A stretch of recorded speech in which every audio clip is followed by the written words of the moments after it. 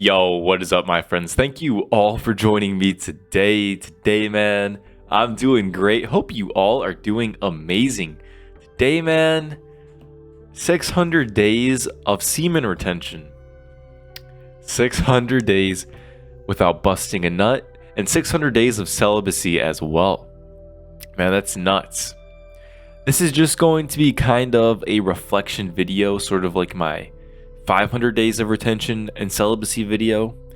I have not released since August of 2020. That is pretty crazy, man. I am 4 months away from 2 years of celibacy and retention, and I feel pretty damn good. And I'm feeling pretty relaxed right now. I actually just took a nap. I normally never take naps, like ever, but for today I just felt the desire just to take a quick 30-minute nap, and I don't really think I fell asleep. I got more into like a trance type state laying down, but I feel pretty damn good right now, so it paid off. So a lot of people will ask me or tell me that there's no point in doing retention past like 150 days, past however many days, and man, that's just a lie. A lot of people will hit the quote-unquote flat line, and they might not feel like this heightened energy that they've been feeling the whole time. And since that has gone away, they decided, oh, well, let me just restart. And I'm not saying you can't do that. You can do whatever you want, bro. But I'm just saying you're leaving a lot on the table. Because when this energy, when it appears to dip, what's happening is you are unlocking karmic blockages within your body.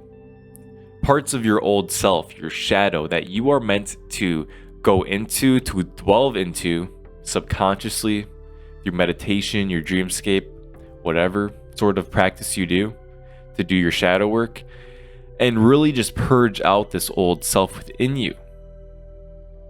Because you shouldn't have to release your seed unless you actually want to create a child. Because you don't have to release to have sex. No, you can have multiple orgasms. And I know I say I'm celibate right now, which I am celibate, but I'm not against having sex while on retention. If you have a partner that you truly trust, that is also of the same understanding as you. Because Tantra is great. It can be very powerful, but it can also be really dangerous when done with somebody who has a lot of baggage, including yourself. So you really have to have somebody you trust a lot. Like me personally, if I'm to get into a relationship again anytime soon, it is at least a 3-month minimum before I engage in any sexual activity with that person. That's a minimum. Probably more like 6 months would be safer. That's because that 3 to 6 month mark is when if someone has a facade they're putting on that starts to slip. You might notice some Freudian slips, some just mistakes they're making, stuff might not add up, and so on.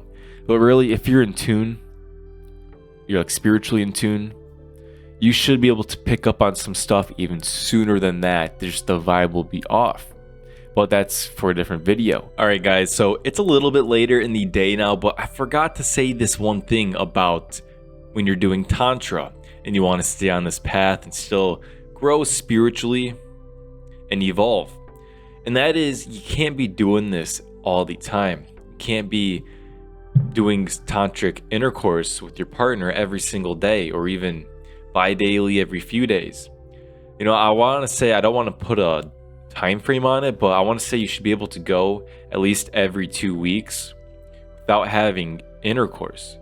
Because it says in the Bhagavad Gita that the 3 portals to hell is greed, anger, and lust.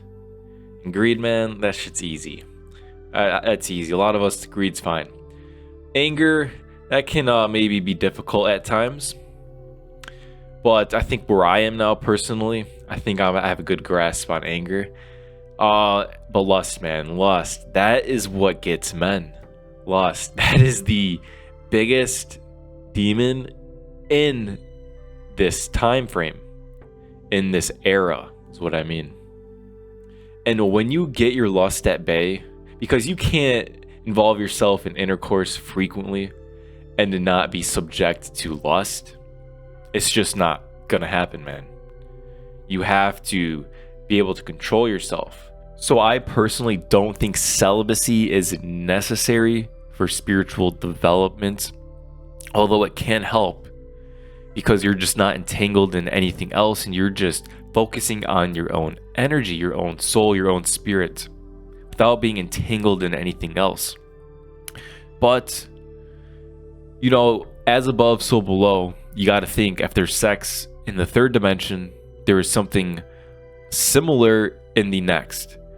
So you even look at the Gnostic cosmology. We have Sophia and Eon, who, and an Eon, if you don't know, is like the form of consciousness that comes straight out of the monad, straight out of source, straight out of God.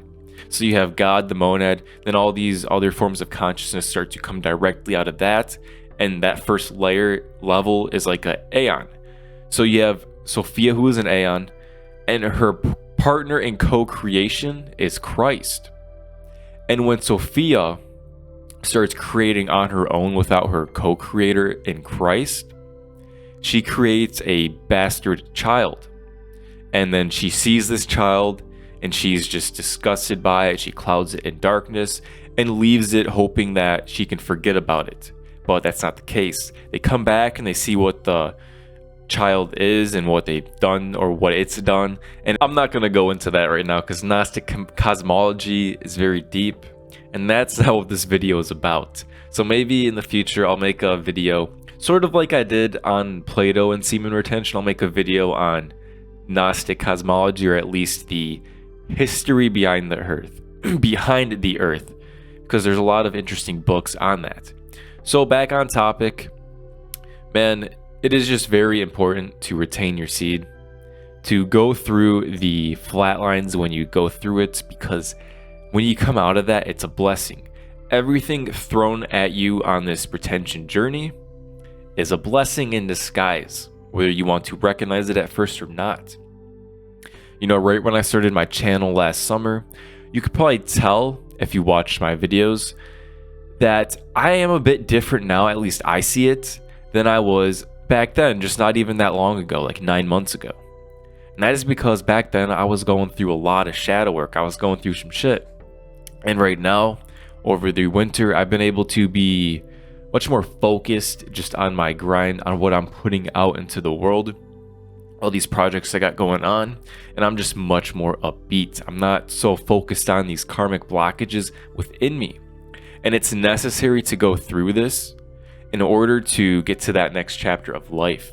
Because if you don't go through it, you will be stuck in a sort of a limbo and you just won't progress, because this next chapter is waiting for us all. And it all depends on what you do, what you want to shed, what you allow yourself to shed in order to get to that next chapter. So the past several months since I've gotten out of that flatline, I'll call it, even though you're just doing shadow work, you're not really losing anything. You're always gaining something on this path. But after I got out of that flatline, man, the energy has just been on high.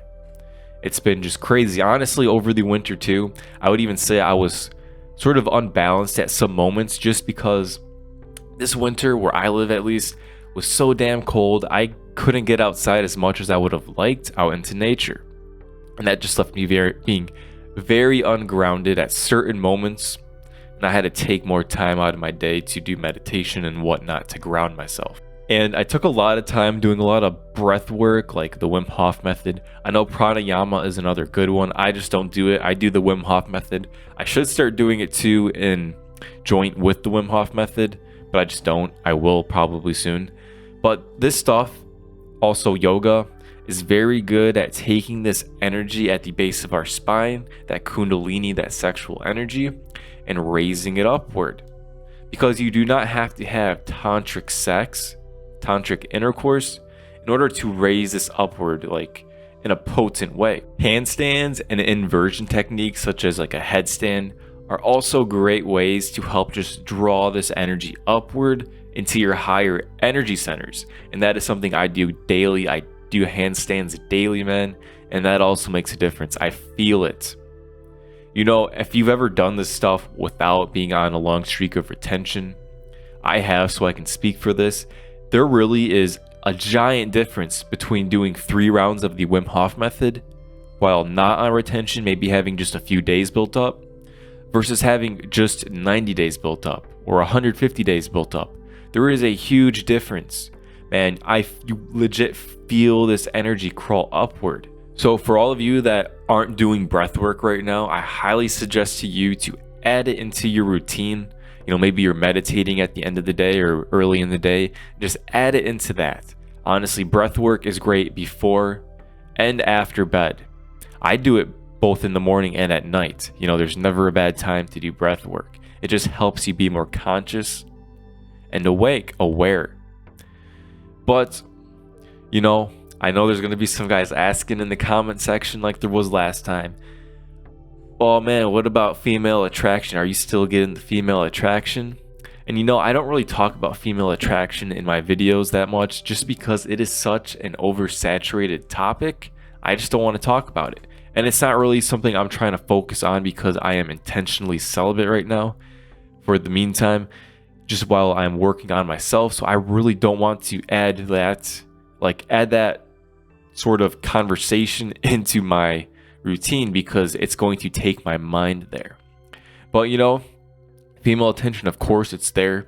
Your aura is always going to be insane, especially the longer you go on your streak of retention, the longer you go through your practice of this lifestyle. Your aura is always going to be strong. And you know, I'm not gonna lie, and not to toot my own horn, but I've kind of always gotten female attraction, female attention, just because athletic, 6 foot, dark skin, blue eyes. So I've always sort of gotten female attention, but it has changed. I can say the type has changed because it's not just you get looks here and there. It's like people are almost drawn to your aura. Like some people can't keep their eyes off of you, while other people are just straight up intimidated almost, but not in like a negative, like awful intimidating way. It's more like just your presence, your energy is just so much. Like I remember one time I had a friend over. This was sometime last year, and I was over a year at this point, and my friend goes to me, he goes, you know, whenever I'm over your place, man, I always get this just intense feeling of pressure, and I get this ringing in my ear. And at first he thought somebody was fucking with me, like putting some sort of frequency into my house. But I'm thinking to myself, no, dude, I'm on like retention. My aura is that strong right now. This is my place of residence, so my aura is literally all over this place. So that is kind of what I think. That is what I am saying when I say intimidating. My aura is just strong. And it will help you attract positive people into your life. Like I said, only good things are going to come from this practice. Only good things. It might seem like some negative stuff happens every so often, but it's always a net positive. Always a net positive. But anyways, guys, I think that's the video for today. I'm going to wrap it up. Any questions whatsoever, drop them down below and I will answer them. Like the video, subscribe if you want to see more content like this. My email is down below in the description. If you have any personal questions you don't want to leave in the comments, or you just want to say what up. But yeah, as always, guys, you all have a great day.